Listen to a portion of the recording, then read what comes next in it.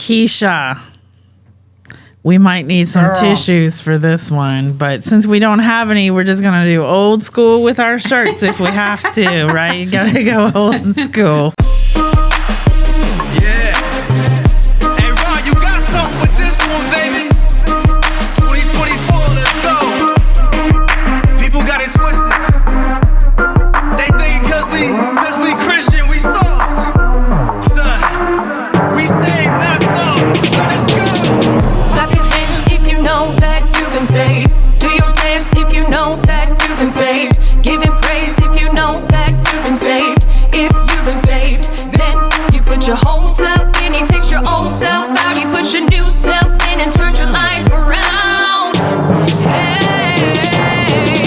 I represent Christ cause he is my everything. When I got saved, yeah, I got a mustard seed. Now that's the faith that he placed inside of me. I gotta let it grow and become what it's supposed to be. I get running like Forrest Gump cause I know I can't walk it out. I'm seeking God's face. Matthew 6 is what I'm talking about. Let the track blaze, let the smoke clear the haters out. I'm tried through the fire, but by grace I have made it out. Yo, call it my boy Ron, he said don't walk it out. Gotta jog it out, what these haters gon' be talking about. I am not the rapper that's just gonna do this for the clout. I've been through the rain, yeah, the Lord got me out the drought. Reading daily scriptures, I gotta live it by John 6. Coming from my dogs, I'm coming at you like John Wick. Caution, I'ma conquer storms with the boat that I stay rocking. Yeah, I'm on that life rap. I feel like I'm Kendrick, good God on my side, I'm like that. If you don't agree with...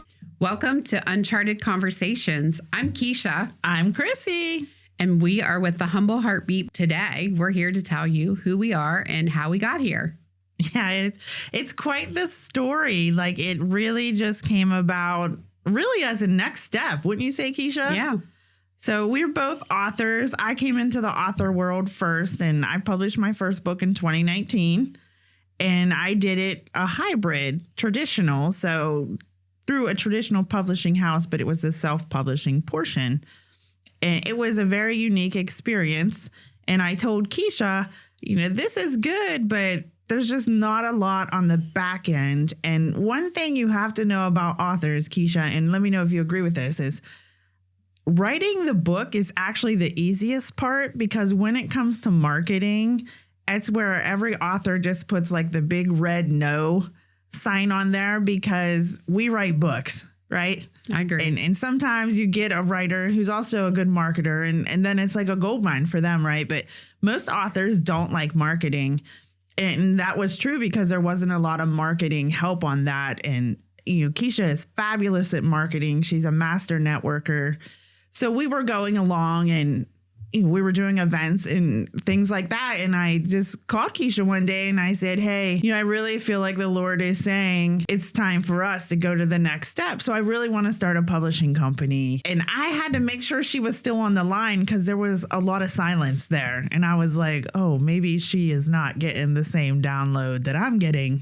She was like, why? And I said, I just feel like this is the next step for us. And we really need to come at it differently. Like, we need to offer the author what we didn't get when we were authors. Right, Keisha? Absolutely. And the other part of that is what we wanted wasn't what everybody else wanted. Right. And so we want to have what we want. And that was one of the things that I found that was the most appealing. And the other part is the things that we didn't know was the adventure and the journey of learning along the way and getting the right people to support us. That's true. We wanted almost a tailor-made publishing company where we pulled from what we each wanted and what we did get and what we didn't get. And then we just kind of envisioned like what would authors want regardless of their age. And so, when you're doing that, you're really trying to find things, because it's very different publishing someone that's 19 or 20 and publishing someone in their 40s and 50s. The work ethics are different. How they visualize things are very different. Bless you. And so we were trying to do that. Came out of nowhere. And yeah, that happens sometimes. And so we figured out a way that we were going to do it. But the biggest thing we decided was we weren't going to do all the work for you. Correct. Unless you're ghostwriting, and then that's a whole different conversation with us. But we wanted to have the authors in control all throughout the process. So they stayed in control. And they really started to learn the business, and we just kept empowering them.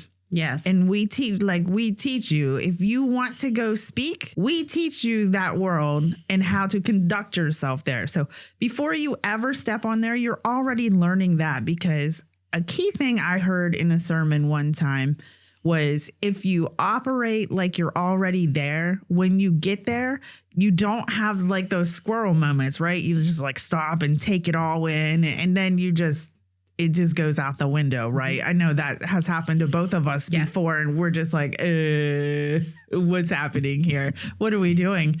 And so it was important for us we teach you all along the way. And Keisha, she is excellent at empowering people. She's really big on affirmations. You know, I stay in the trenches in the paper with the pens, and I help you battle past your trauma triggers and all that. And Keisha she's like the female Barnabas from the Bible. You know, if you know the Bible, Barnabas is always referred to as the great encourager. And that is what Keisha is. She will send you these, I call them like little love bombs in the text. You get this little text, or she'll send you a reel, and they always come at like the opportune time. And that's one of the things I love. And so when you come in, and Keisha, I'm sure you'll agree with this, it's like a family. You know, Absolutely, you're not just a client. You're like, oh, you're just a client. Like, we bring you in like family. And that was really important for me to have that basis, because the author world is actually a very lonely world. Yeah. I'm gonna hold back to that. Remember when we were in the break room at work and you were like, I got to rewrite on my book. But I don't want to remember. I want to take you back, because this is such a pivotal point in you being an author. It is. And I think people need to hear these conversations. Sure. Chrissy and I used to work together. We've worked together our entire careers. Long time. And we're business besties. So one of the things that we thrive on is supporting each other. Yes. Chrissy is the book coach. I am the accountability piece to that, and the encourager. Chrissy was having a very difficult time taking feedback. Yeah. You want to give a little expert advice? Yeah. So, you know, it's really hard on feedback, especially when you're when you're a first time author, it is the hardest, because you have put everything you have into this book, right? You bled, your sweat, your tears, all your emotions, you poured in all this. And when you're done, it's like this huge sigh of relief. But also you're like, man, this is the best thing since sliced bread. Right. Like, it is the Mecca. And you send it out and it's not received as the Mecca on the other side. We'll just put it nicely, because we can't really say the words I said at the time. And so you get this really critical feedback. And I was always an overachiever, and I had morphed into a perfectionist. And that just made it even worse. And I also am not a very emotional person. And so I got all caught up in my feelers with this feedback, and I did not handle it well. She was like all. a hurricane. Yeah, you know, I was a hurricane, a tsunami, and a tornado all mixed in one, and then throw in some fire. And that was me. Like, I always said I could have been born a redhead, because I have those ginger attributes to myself. And I just... It was crazy. I mean, I look back and I'm like, I would have slapped myself if I was my friend. Like, it was really that bad. I didn't handle it well at all. And I was like, these people don't know what they're talking about. They don't know what they're doing. This is like the best thing. And I know it's great. And it's the Mecca and all. And Keisha, she also didn't agree. So I have some words of wisdom. I'm a little older, a little wiser. And some of the things that I have learned through all of my emotional intelligence training is feedback. It either lands or you let it go. Right. And those are things that I practice every day. I am a critical thinker. Yeah. I do a lot of self-reflection, and sometimes it immediately doesn't land. But if I think about it, it may be relatable. And I think that Chrissy was caught up in her emotions, and she doesn't handle well an emotion. No. She doesn't work well with her feelings. No. And the other part of that is her ego. Her ego is very strong at times. Yeah. She's a Scorpio. That's true. I'm a Leo. That's so true. And that's what makes us balance very well as friends. But it was also, her book is amazing. She had put her blood, sweat, and tears into it. And as a first-time author, she learned some things along the way that we were not prepared for. And then she had to do some rewrites. Well, she was in a funk. That didn't go well It didn't either. go well at all. And so she dug her heels in. She's very... I am very stubborn. Absolutely. And it really takes a force of nature and an act of God to move me when I'm in that stubborn. You know, they always say, ask God to move the mountain and he'll move the mountain until sometimes he tells you, well, you are the mountain that needs moved. And I was the mountain that needed moved at that time. So to elaborate on that, Keisha, I battled with my publisher for 6 months and I refused to do the rewrite. Yeah, she dug in. I dug in. I wouldn't listen to anybody. I was like, absolutely not. I'm not doing it. Because for me, I had to go back in and go through all those emotions again. And I didn't want to do that. I was very selfish in that way that I'm not doing that again. It was very difficult the first time. And it really came down to, Keisha, she was always in my ear and that's fine. But after so long, I just started to tune her out. I'm just, it's like, whatever, the dial's broken. I don't even hear anything you say right now. And my other editor, she is also one of our really good friends. And she said, listen, you're going to have to put your big girl panties on and just pick up the pen again because this is going nowhere. And I really didn't listen to her either. And they are like the two closest people to me. And I just tuned both of them out. And it really came down to, I felt like God was saying, if you're not going to do it, I'm just going to give it to someone else because the assignment doesn't go away. It just gets reassigned to someone else, right? And that's why it's a blessing. And that was like a gut check for me because I had 8 years invested in this book. And I was like, no, sir. No one is taking this book away from me because this is my life in this book. And so I had to rewrite it. And I finally said, all right, talk is cheap.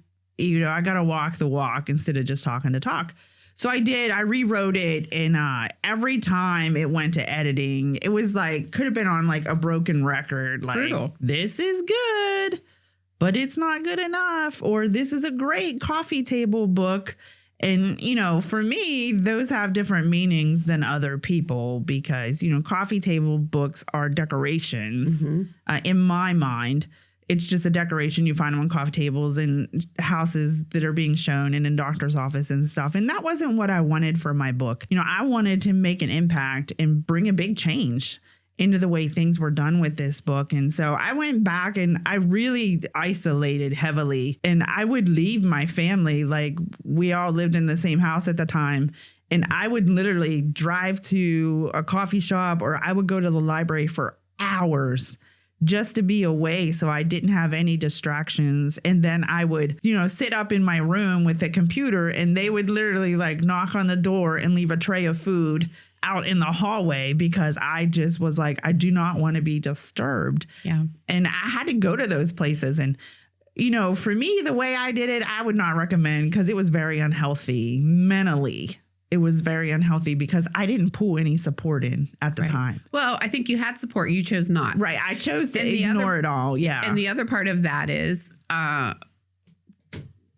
you had some emotions to work through. Oh, my gosh. You had some things that you had to bury and you had to stand on fresh ground. And sometimes that takes time. It did. When I come up against where I was bound to my trauma. You were.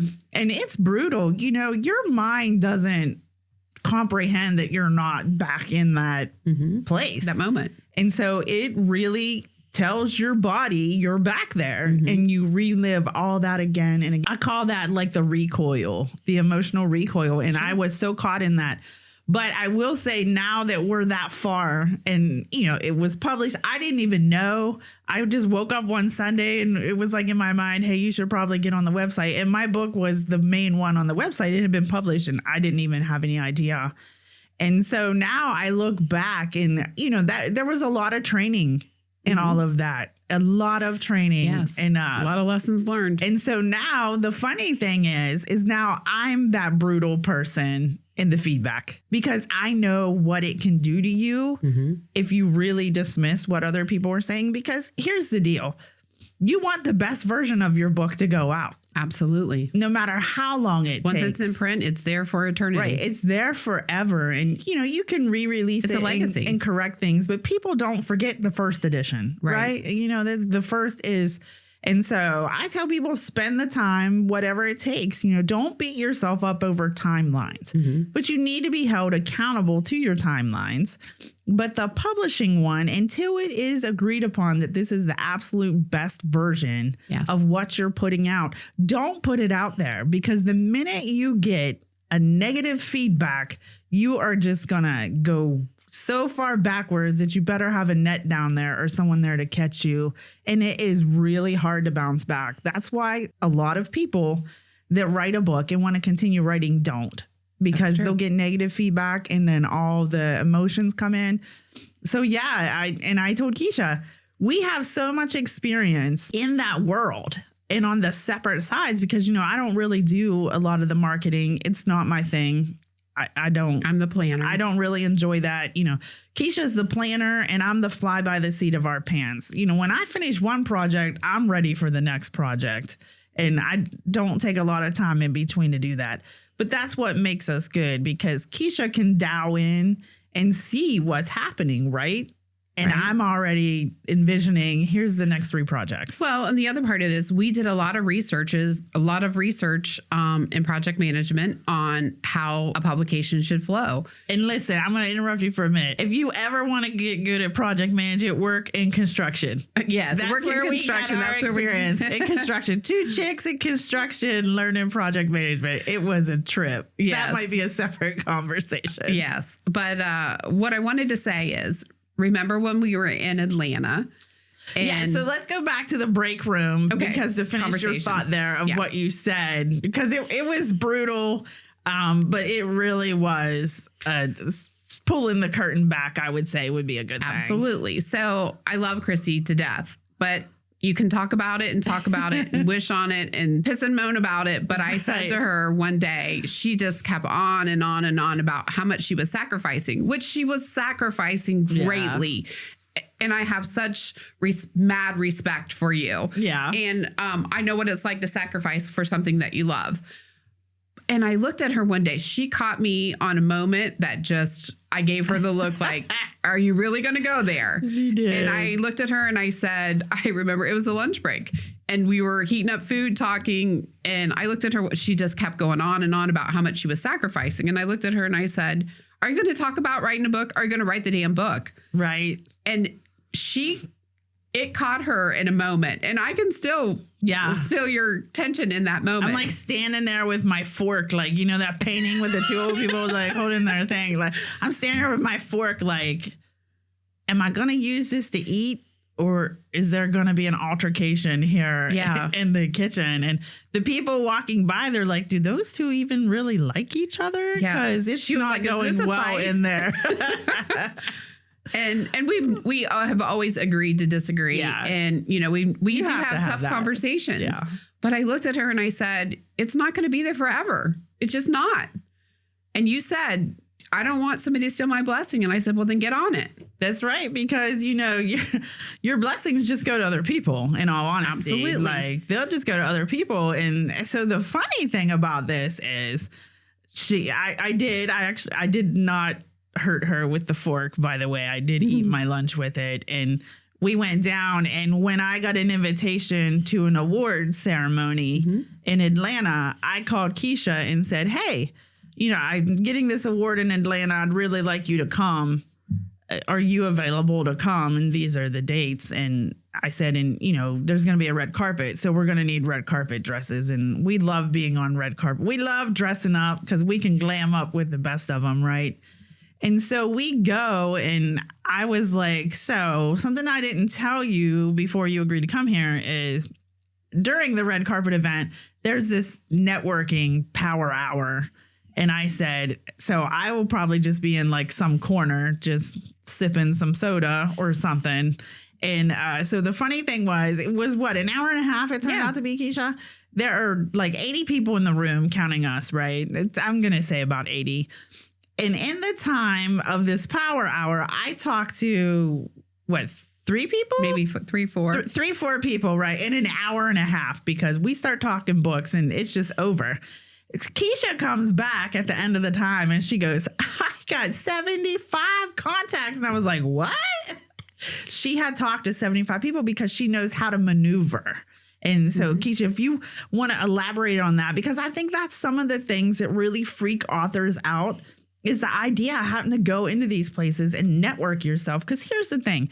You always feel bad about selling your own stuff because you feel like you're selling out, right? Like, but you still have to promote yourself. But you can't pitch slap people. Right, you can't. And here's what I know about marketing.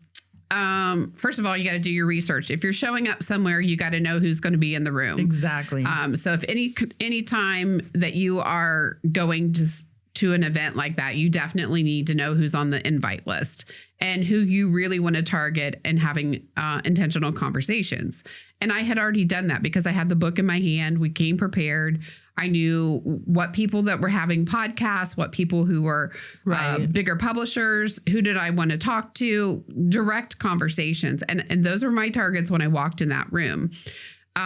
Specifically showing up prepared, right? So I had some notes in my pocket and I had them on Post-it notes. So I had that Post-it note in my pocket. So I was looking for specific name tags so I could head directly to them. Additionally, people show up all the time and don't have a business card. We now have electronics. This is the millennium. Right. It's the digital age. It's the digital age. And so I have an electronic business card and I lead with value because I don't even have to crack the code on my phone. I can network from my phone and also on my watch because I have a smartwatch that has a QR code on it. And so I can take payment from it too, right on my watch. So watch out. What I love about doing that is leading with value and saying, it's a pleasure to meet you. I can zap it to them in the next 3 to 5 seconds. So, and when I meet somebody, they swipe my QR code, they give me their information, they have my information. I quickly, send a quick text saying it's a pleasure to meet you. And remind them also, like, I'm looking for a podcast date. Yeah. I'm looking for paper if I'm a publisher. Right. I'm looking for specific things, but I'm very intentional about the conversation and I direct that conversation. So when I'm circling back, I'm the holler back girl. Yeah. Hey. So when I'm hollering back to them, they know where to pick up the conversation. And so when you're intentional like that with things, and follow up is so important. You can meet somebody and then never follow up. That's a missed opportunity. And so for me, that's why all my things go through Keisha. That's right. So it's important, to show up, be prepared, have the proper tools. Marketing is everything. You get 3 seconds to make a first impression. That's true. You do. That will last a lifetime. And so your smile is your business card. Right. How you treat people, how you introduce yourself to people. Are you or are you sales pitching somebody in every conversation? And that's a no. That's a big no. That's a no. I don't work with people who who sales patch me. I can't even talk today. I'm excited. So I just have to really be intentional in my direction of where I'm going. But more importantly is working the room to be intentional with the results that you're looking for. And it's all lead generation. So you can be an author and still lead generate and not have to be salesy to every person in the room. Yeah, I And it agree. brought so much opportunity. Yeah, you have to go in you don't have to sell your book to everybody, right? Like, that's the big thing that annoys me a lot is... But you can be curious about something. You're going to these places, and as soon as you step up to the table, it's like, my book is $25.99, this, that. And it's a no for me. For me, a lot of it is you recognize in people like what they can offer. Mm-hmm. You immediately know, like, okay, they're good at what they do, right? Mm-hmm. And we're not good at what they do. And so let's find a way to work together. So it's really about building relationships.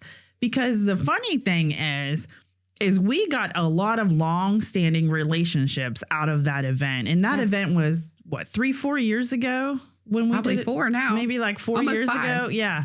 And we still have that. Like, our book printer actually came from that conference right there in that award center. And so I think that's really important that people realize, like, you have to see the value in what the other person brings to the table. You don't ever go to the table and be the one that knows the most, because you're at the wrong table, right? I mean, it's true. You're at the wrong table if you're the one that knows the most there. And I think another thing that really isn't touched on a lot is like the mental health, right? Absolutely. You know, Praise Jesus. Let's talk about mental health. You can talk about all the glitz and the glamour and, you know, you're in the spotlight and all of that, but there is still a mental health toll. Mm-hmm. At least for me, you know, for a long time, I struggled a lot with self-confidence. Not that you would know it now, but and body image. And, you know, when you are going on these events, there's cameras rolling everywhere. Everything matters. You know, people are snapping photos. Then you go down and get interviewed. And if you don't feel confident in what you are wearing, it's going to show, right? It's going to show. And so then you have that whole mental health. And especially if somewhere along the way in your life, you had that trauma. Absolutely. That just destroyed your self-confidence, right? Mm-hmm. So you're already in your mind rolling out all these scenarios that's going to happen at this event that they never really come to be, because that's just all this garbage talk in your mind. Mm-hmm. And I think that's where it's not touched on a lot. Like, we touch on books and publishing, but we also recognize when we're doing our interviews with potential authors, and we'll ask them, what is your story? You know, tell us about your story, give us your highlight or whatever.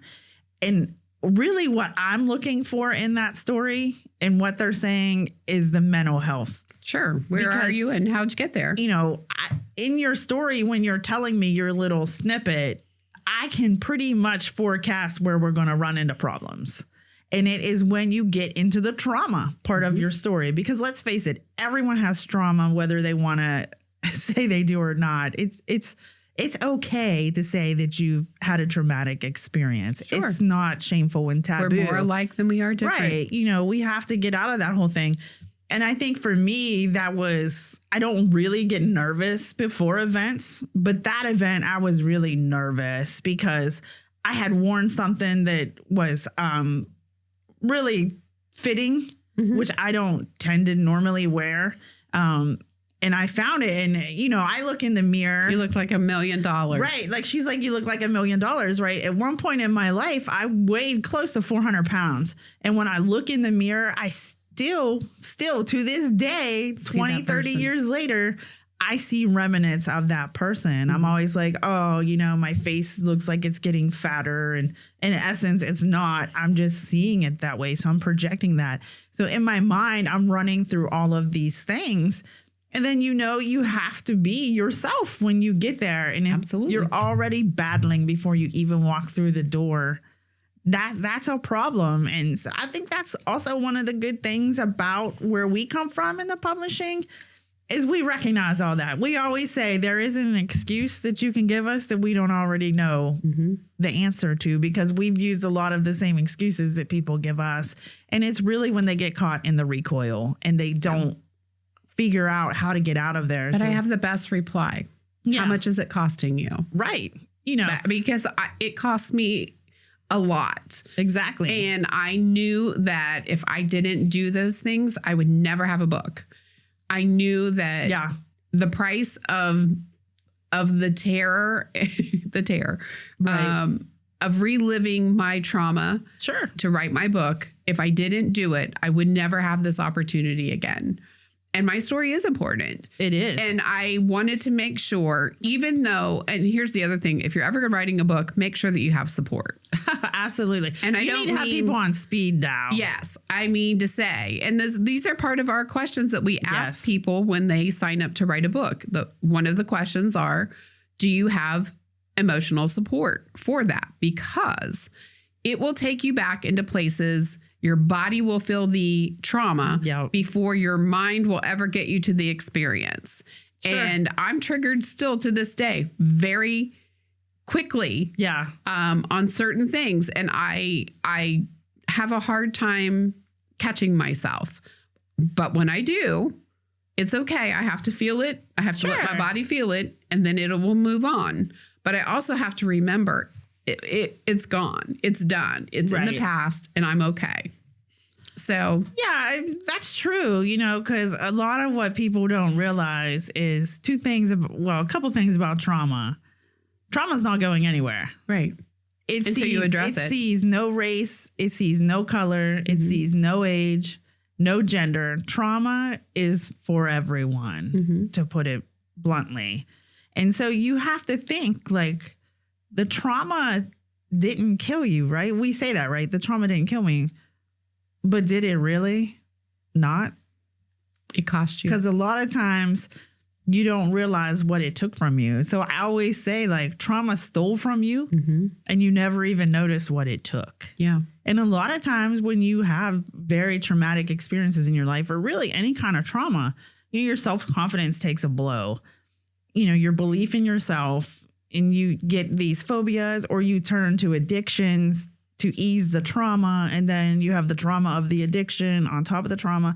So it's layered, like, those 7-layered salads, right? That's that true. people make those dishes. So true. And if you don't go back and do the original trauma, then it's just going to keep compounding. And that was, we'll get into these conversations later, but that was one of the big things for me was I never really addressed the root of my trauma, which happened in my childhood, and the pressure of writing the book and putting it out there, because I'm going to tell you what one of the number one fears is for people to write a book. And you tell me if you agree. When I put this book out there, it has my name on it, right? It does. And here's the thing. You can use pen names, but in this day and age, people will figure out who you are, right? Correct. It has my name on it. So you have, one, the fear of failure, right? You start getting negative reviews. It's going to happen, generally. Then you do the whole shame walk in yourself, right? And then you never strive for success. But if you don't ever fail, if you don't understand the taste of defeat, you'll never have the desire to succeed. That's right. Because one goes with the other. That's right. Successful people have had failures. You just don't hear about them, right? Because a lot of people don't publish that stuff. If you don't fail, you never will succeed. Well, sure.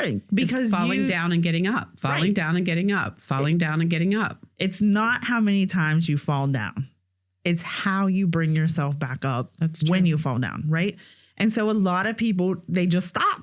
They just stop. And it's sad because we have had people that had not finished their stories, and their stories were amazing. But they could not get themselves past the trauma. And so this is how I've started to really start telling people in the conversations that I have.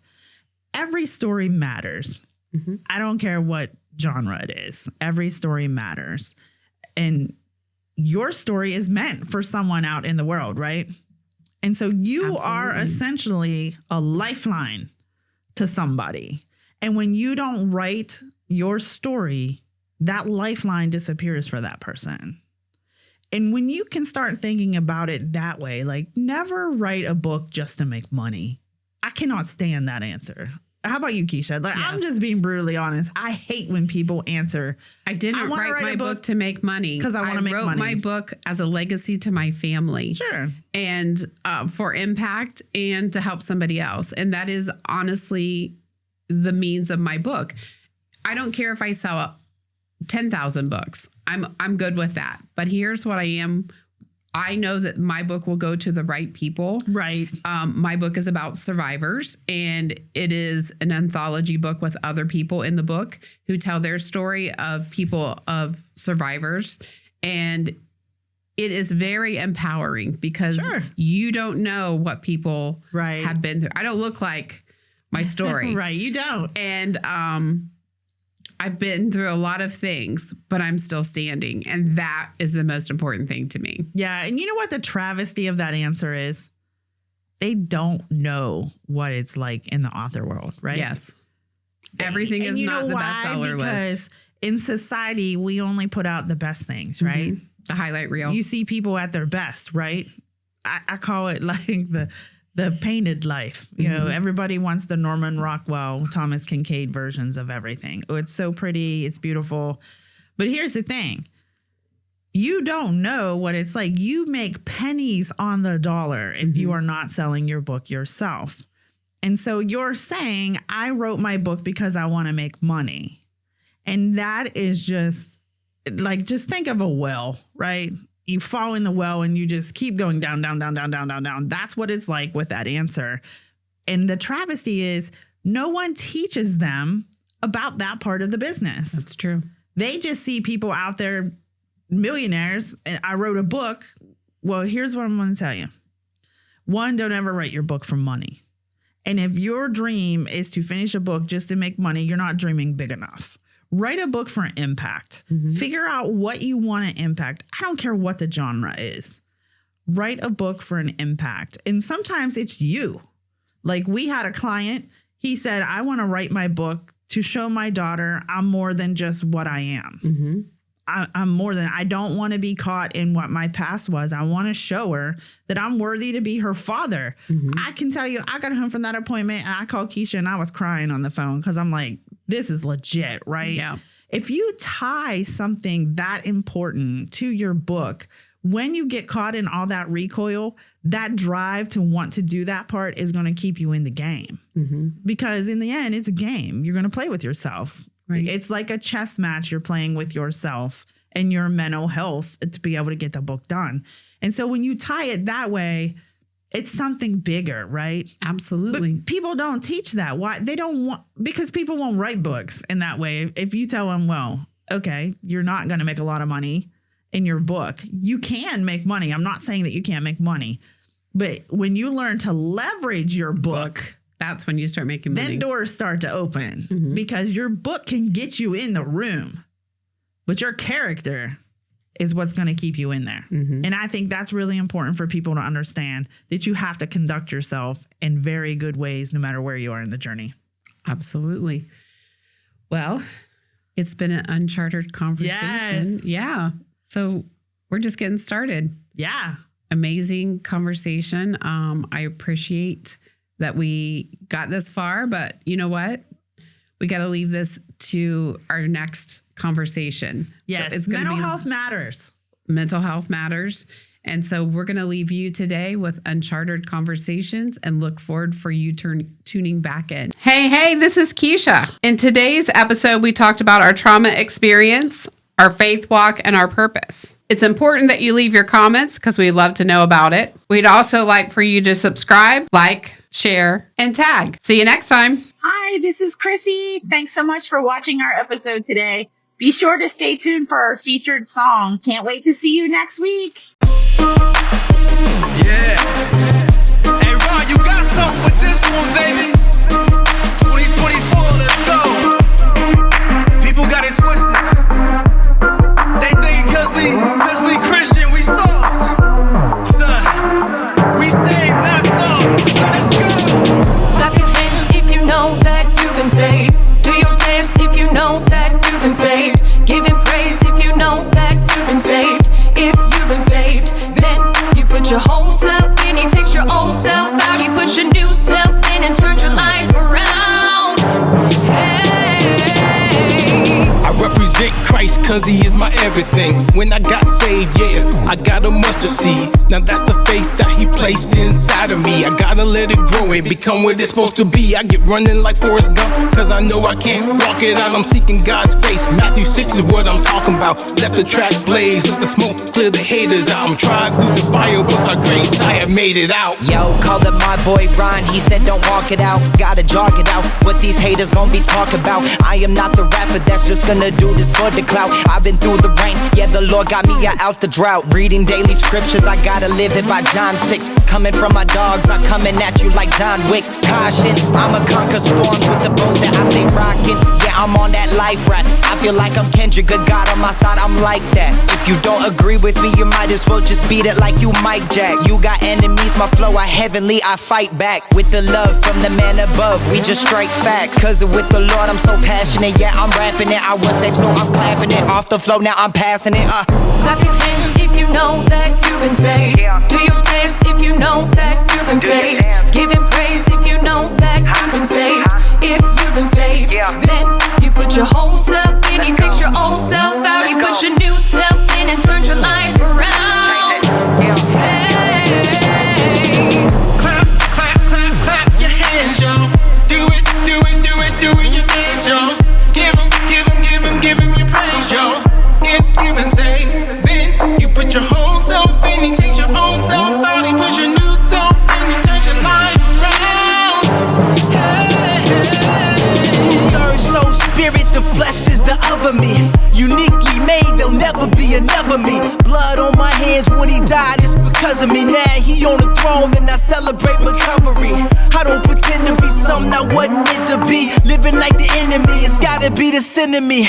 You know I'm praising when I'm raising his name, and I'ma clap, clap, clap till the end of the game. Jehovah, chasing after you, never turning my back on you. You can see the faith of my actions in my vernacular. Holy ambassador, saving them from the massacre. The masses to the masses, passes to every passenger. I thank God for this amazing place, and I'ma keep on running this amazing race. Come try, you'll see this amazing taste. So clap your hands, do a dance, His amazing grace. Yeah. Clap, clap, clap, clap your hands, yo.